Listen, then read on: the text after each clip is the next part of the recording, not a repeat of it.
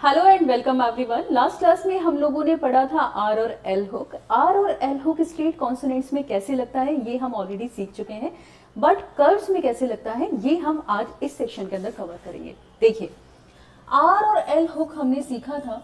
Straight में are hook जो लगेगा वो इस तरफ लगता है, ठीक है, और आपका एल हुक जो लगता है वो इस तरफ लगता है। एंटी क्लॉकवाइज और क्लॉकवाइज ये हमारे हुक्स थे, ठीक है। इसके अंदर हम सीखेंगे कर्व्स में, ध्यान से समझिएगा, जितने भी कर्व कॉन्सोनेंट्स हैं उसके अंदर आर हुक जो लगता है वो स्मॉल हुक होता है, एक स्मॉल हुक होता है, इनसाइड लगता है, ठीक है, हमेशा अंदर की तरफ लगेगा।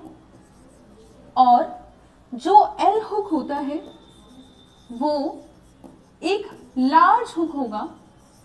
बस यही डिफरेंस है इसके अंदर, डायरेक्शन सेम रहेगी inside the curve.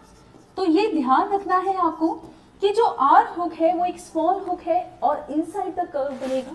L hook जो है वो एक लार्ज हुक है और कहाँ बनेगा, same inside the curve. Example के साथ समझते हैं। जैसे अगर हम एक वर्ड लिखना है फ्राई, तो फ्राई हम कैसे लिखेंगे? फ्राई के लिए हमने इस तरीके का एक हुक बना दिया, ये बन गया हमारा फ्राई।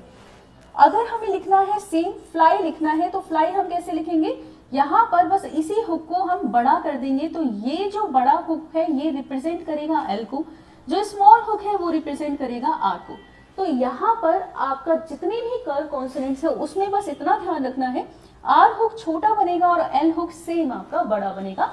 और एग्जाम्पल्स ले लेते हैं। जैसे अगर हमें लिखना है फ्राइडे, तो फ्राइडे हम कैसे लिखेंगे? हमने सेम फ्राई बनाया, ठीक है, फ्राई बनाया और फ्राई के बाद डे बना दिया, तो ये हमारा हो गया फ्राइडे। तो यहाँ पर आपको इतना ध्यान रखना है बस कि अगर कोई भी वर्ड है जिसमें एल हुक आता है उस कॉन्सोनेंट के जस्ट बाद, तो वहां पर हमें बड़ा हुक बनाना है कर्व स्ट्रोक्स में, एल हुक के लिए बड़ा और आर के लिए छोटा।